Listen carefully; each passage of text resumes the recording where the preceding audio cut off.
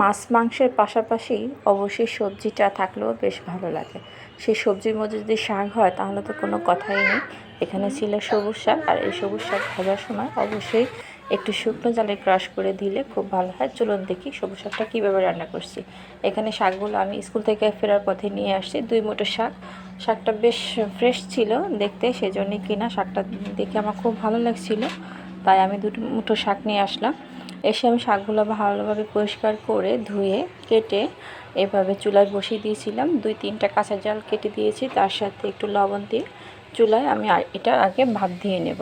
এই যে, আর এটা ডেকে রান্না করব না, ডেকে রান্না করলে সবুজের যে কালারটা সেটা নষ্ট হয়ে যাবে, তাই একদমই ঢাকিনি। এরপরে আমি এখানে পেঁয়াজ আর রসুন কুচি দিয়েছিলাম।